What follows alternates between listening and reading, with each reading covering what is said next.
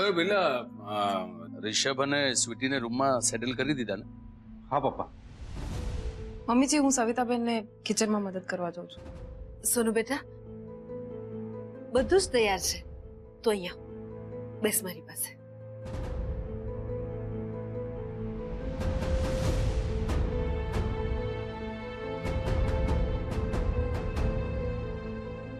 પપ્પા ઋષભ અને સ્વીટીને શોપિંગ માટે જવું છે, એટલે મારે એ લોકોને થોડો ટાઈમ આપવો પડશે.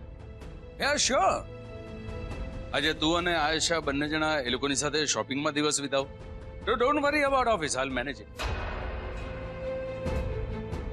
શું વાત છે આરવ? કોઈ ટેન્શન? ના પપ્પા, નથી. હાય, કેમ છે? સુખી રહો. અંકલ, તમે આ આરવને સદા હસતા રહો એવા આશીર્વાદ નથી આપ્યા લાગતા. કેમ, શું થયું? અમે આવ્યા ત્યારથી આરવભાઈ સતત કોઈ ટેન્શનમાં હોય ને એવું લાગે છે. મારી પાસે આરવનું ટેન્શન દૂર કરવાનો જોરદાર આઈડિયા છે અંકલ. અરે બેટા બેસો તો ખરા. have a seat.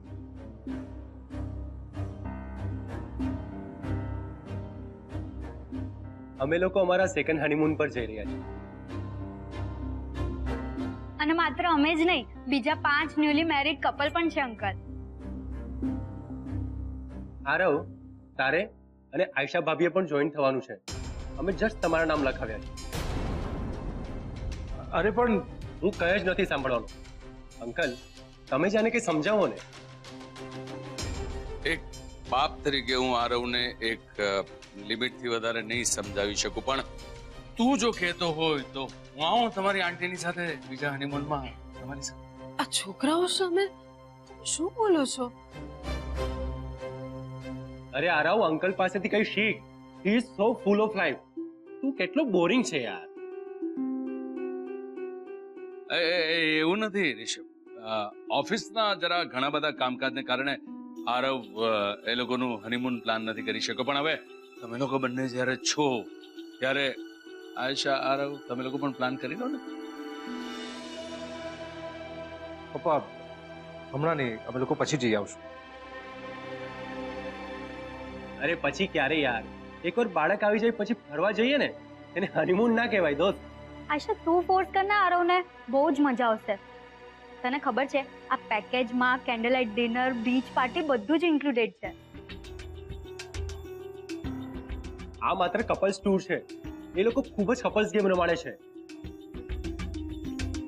હા, અને આમાં એ લોકો છે ને હસબન્ડ વાઈફ એકબીજા વિશે કેટલું જાણે છે એવી ગેમ્સ પણ રમાડતા હોય છે. અને આમ પણ અમે બંને તો એકબીજા વિશે આખી હિસ્ટ્રી જાણીએ છીએ. અને હા, આઈ એમ શ્યોર કે તમે બંને એકબીજા વિશે બધું જ જાણતા હશો, એટલે આમ બહુ કઈ વાંધો નહીં આવે.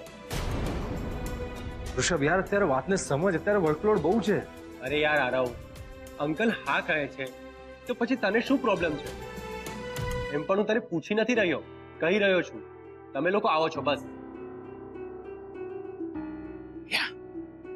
યસ આરવ, જઈ આવો ને તમે બંને જણા પણ.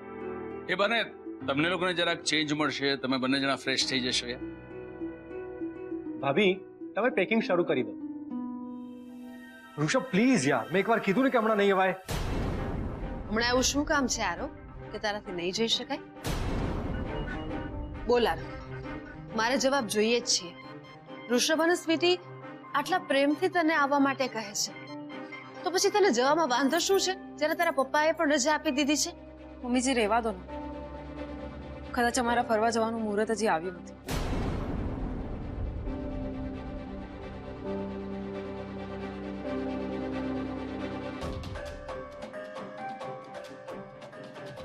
અરે આમ ઊભો છે શું? તો જે રીતે તે ના પાડી, મને લાગે છે એના કારણે આયશા હર્ટ થઈને જતી રહી છે. આરવ, આ તો ભાભી સારા છે ને એટલે કઈ બોલ્યા નહીં. બાકી સ્વીટી હોત ને તો આખું ઘર માથે લીધું હોત. હવે જા, મનાવ ભાભીને.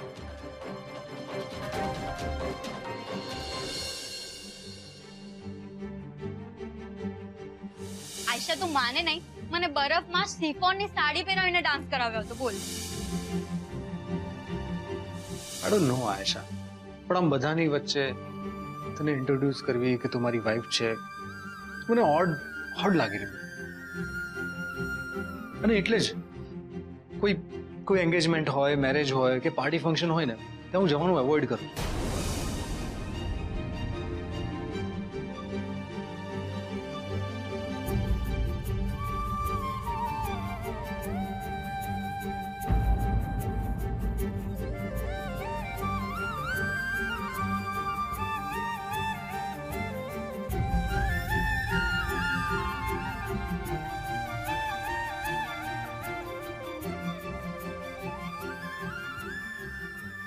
આશા, શું છે આ બધું?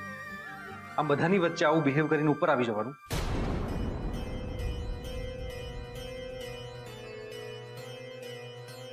તો શું કરવાનું મારે? હંમેશા ખુશ રહેવાનું, બધું ઓલ રાઈટ છે, ઓલ ઇઝ વેલ એવું બિહેવ કરવાનું અને મોહરો પહેરીને ફરવાનું.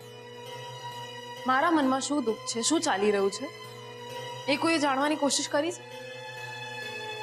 અને તમારે જેમ બિહેવ કરવું હોય એમ કરી શકો, પણ આયશાએ હંમેશા મર્યાદામાં જ રહેવાનું. જો આયશા, મને પણ આ બધું નથી ગમી રહ્યું, પણ હું શું કરું? હું જાણું છું કે તારામાં કોઈ ખામી નથી, છતાં પણ દુનિયા સામે હું તને મારી વાઈફ તરીકે ઇન્ટ્રોડ્યુસ નથી કરી શકતો. એમાં હું શું કરું?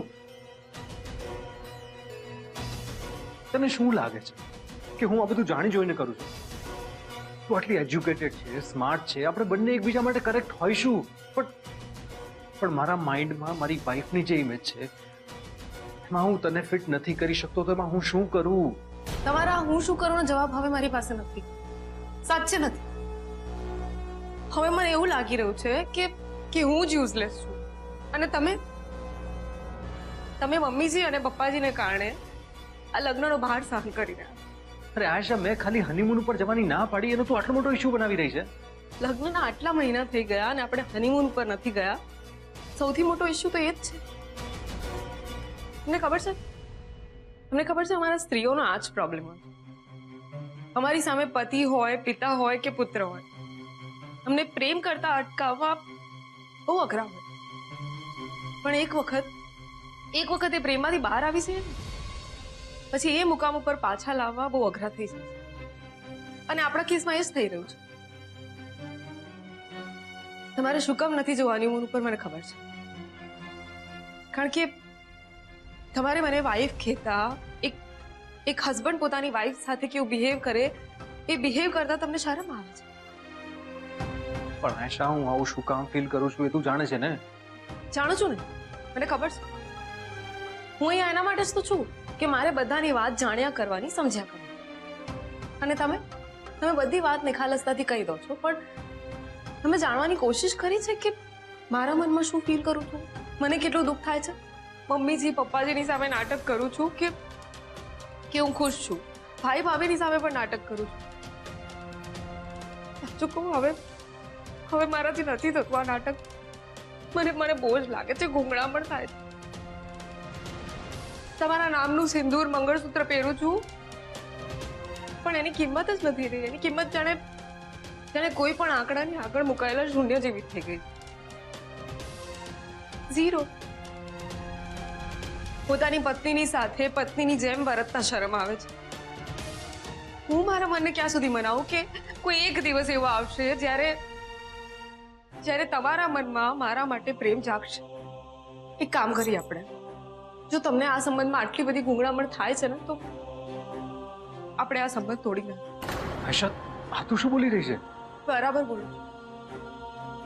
નિભાવવાની ઈચ્છા બંને તરફથી હોય તો જ કોઈ સંબંધ તોડી નથી શકતો. પણ જો બંને જણા સંબંધમાં હોય અને એક વ્યક્તિને સંબંધમાં રસ જ ન હોય તો ક્યારે ને ક્યારે એનું બાળ મૃત્યુ થવાનું જ છે. અમુક વાર તો મને વિચાર આવે છે કે હું સુહાગણ પણ છું કે નહીં, કારણ કે તમે મારી સાથે તો છો પણ હંમેશા મારાથી દૂર જ છો.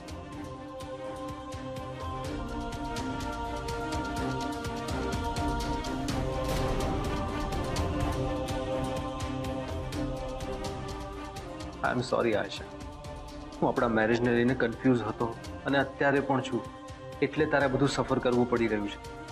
આઈ am sorry Ayesha. Sorry uncle, અમે અજાણતા જ આયશા ભાભીને હર્ટ કર્યા. આંટી, આયશા અને આરવ વચ્ચે કોઈ ટેન્શન તો નથી ને? ના બેટા, એમાં એવું છે ને કે આરવ એના ઓફિસના કામને લઈને એટલો બધો વ્યસ્ત રહે છે ને કે સોનુને સમય જ નથી આપી શકતો. યા અને અમારી આયેશા બહુ સ્વમાનવાળી છે હા. એ તમારા કે અમારા કહેવાથી નહીં, પણ એણે એવું વિચાર્યું હશે કે આરવ જો એને એના મનથી કહે ને કે ચાલ આપણે હનીમૂન માટે નીકળીએ તો જ જઈશ એવું નક્કી કર્યું હશે. એટલે જરા કકડાઈને જતી રહી હશે પોતાના ઓરડામાં. હા, સોનુ ખૂબ જ સમજદાર છે. તમે વધારે ચિંતા ના કરો એમને લઈને. યા ઠીક છે આંટી. અંકલ, અમે લોકો શોપિંગ કરીને આપીએ. પણ બેટા નાસ્તો તૈયાર છે ને? આઈ નો આંટી, પણ જો હમણાં નાસ્તો કરીશું ને તો બપોરે પેટ ભરીને જમાશે નહીં. અને આંટી, તમને તો ખબર છે કે મારે તમારા હાથનું પેટ ભરીને ખાવું છે. અંકલ, આપણે બપોરે લંચ પર મળીએ. લંચ તમે લોકો જરા બતાવી લેજો. હું તો ઓફિસે હોઈશ ને, 2-4 મીટિંગ્સ છે એટલે આપણે ડિનર પર ચોક્કસ ભેગા થઈએ. Okay okay uncle.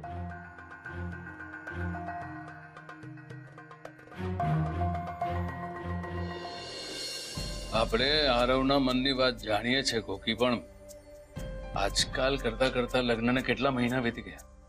હવે તો એને સમજવું જોઈએ. બધાની વચ્ચે હંમેશા ફરવા જવાની બાબતમાં આમ ઘસીને ના જ પાડી દે. આયેશાની જગ્યાએ બીજું કોઈ પણ હોય ને કોકી તો એ આ જ રીતે હર્ટ થાય. હા, મને ખબર છે અને મેં આરવ સાથે આ વિશે વાત પણ કરી છે. શું વાત કરી છે મને કહીશ તું?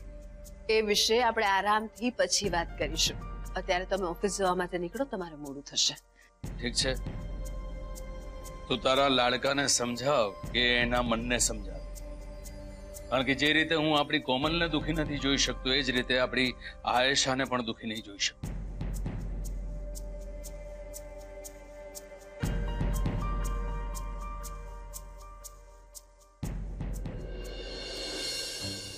કે કોઈના ઘરની દીકરી તારા ભરોસે આ ઘરમાં આવી છે અને એ કોઈ વાતે દુખી ન થાય એ જોવાની જવાબદારી તારી છે. જો તું આ જવાબદારીમાંથી ચૂકી ગયો ને તો હું તને ક્યારેય માફ નહીં કરું. આશા, પ્લીઝ તું શાંતિથી બેસ ને. નથી બેસવું મારે. હારો, તમે તમારી જાતને છેતરી રહ્યા છો. તમને સપોર્ટ કરીને હું મારી જાતને છેતરી રહી છું. અને આપણી વચ્ચે બધું નોર્મલ છે એ ચેતાવીને આપણે મમ્મી પપ્પાને છેતરી રહ્યા છીએ. તમને મારા માટે હજી સુધી પ્રેમ નથી જાગ્યો તો ઇટ્સ ફાઇનલ. કારણ કે પ્રેમ પ્રયત્નથી ન જાગે. દુનિયા સામે હું તમારી વાઇફ છું, આશા આરવ મહેતા. એ કહી જ ન શકતા હોય તો આ લગ્ન જીવન જીવવાનો કોઈ મતલબ નથી. અને આ હું તમને સંભળાવી નથી રહી, હું બસ મારી જાતને સમજાવી રહી છું કે તમારા મનમાં મારા માટે પ્રેમ જાગ્યો જ નથી તો આપણે અહીં જ અટકી જઈએ. કારણ કે મારા આત્મસન્માનના ભોગે હું અહીંયા નહીં રહી શકું. એટલા માટે જ હવે તમને કોઈ પણ વાતનું ઓકવર્ડ ફીલ નહીં થાય અને સંકોચ પણ નહીં થાય. સૌથી પહેલા હું ઋષભ અને સ્વીટીને તમારું ખરાબ ન લાગે એવી રીતે સમજાવી દઈશ કે આપણે એ લોકો સાથે કેમ નથી જઈ રહ્યા. અને પછી મમ્મી પપ્પાને પણ હું સમજાવી દઈશ કે જે સંબંધ પરાણે નિભાવવો પડે એ સંબંધ જ નથી, એ બંધન છે. એટલે એ સંબંધનો અંત તો લાવવો જ પડે. અને એટલે જ સંબંધ કોમામાં હોય અને પરાણે જેવાડીએ એના કરતાં એનો અંત લાવવો વધારે જરૂરી છે. આયશા, પણ આપણે કઈ રીતે મા પપ્પાને? હું સમજાવીશ, હું મમ્મી પપ્પાને સમજાવીશ. હું એ બંનેને બહુ માનું છું. એમને કોન્ફિડન્સમાં લઈ અને આપણે છૂટા પડવાના નિર્ણય માટે રાજી કરીશ. જો આયશા, તું એકવાર. બસ, હવે મેં જે નિર્ણય લીધો છે એ જ પ્રમાણે થશે.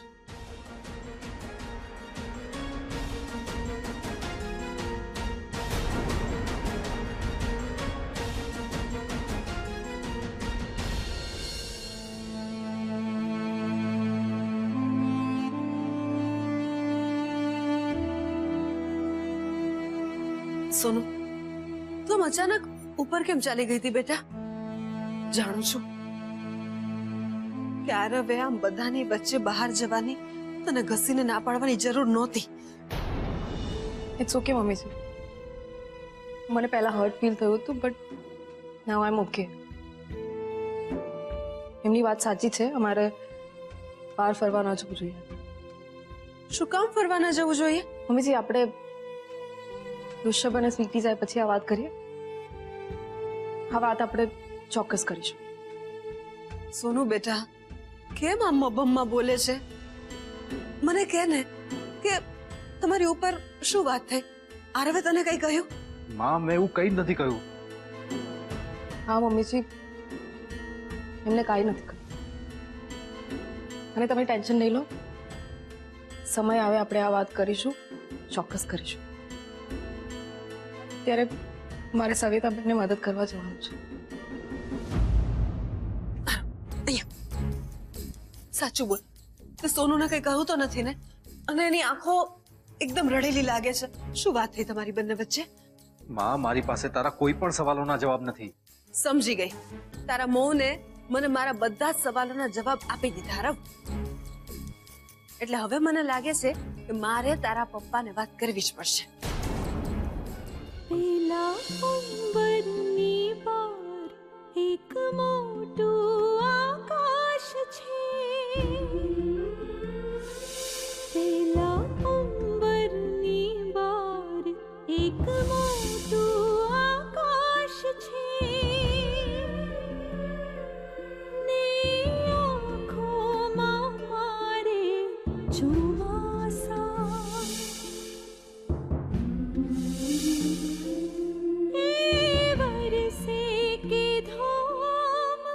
ધકતા પડે તડકા છાયાના મેળ થોડા પાકા થોડા કાચા.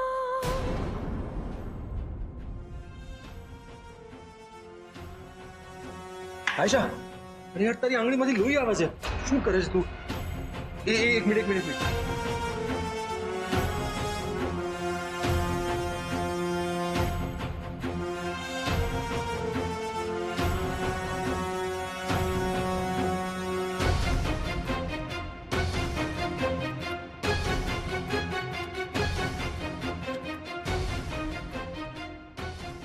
આયશા પ્લીઝ મને સમજવાનો પ્રયત્ન કર. જો હું તારી સિચ્યુએશન સમજુ છું કે તું મેન્ટલી શું ફીલ કરી રહી છે, પણ પ્લીઝ પ્લીઝ પ્લીઝ મને થોડો ટાઈમ આપ. અને તારે ક્યાંય જવાની જરૂર નથી. પ્લીઝ આયશા.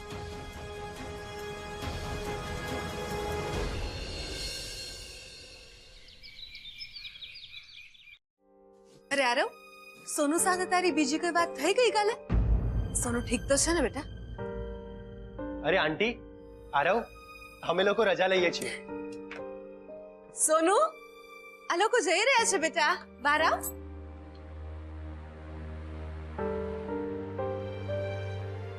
ભાભી, આ વખતે તો તમને બધું જ માફ છે, પણ જો નેક્સ્ટ ટાઈમ તમે આને અમારી સાથે ફરવા માટે કન્વિન્સ નથી કર્યો તો તમારી પણ કટ્ટી જ છે.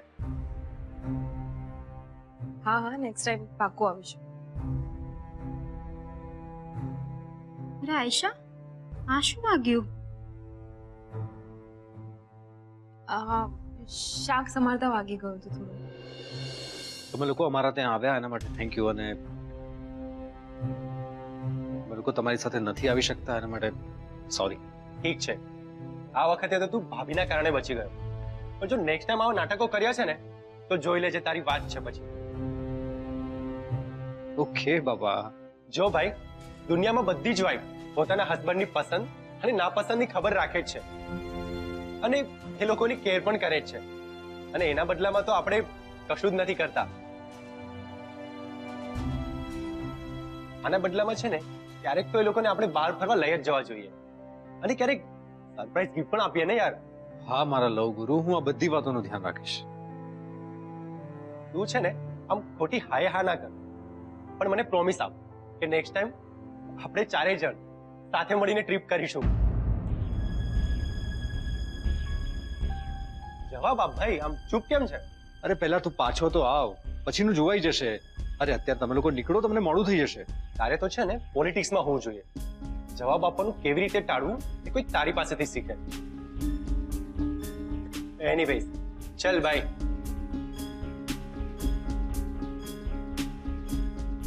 Take care. ચલો આંટી, અમે રજા લઈએ. સુખી રહો દીકરા, આવજો.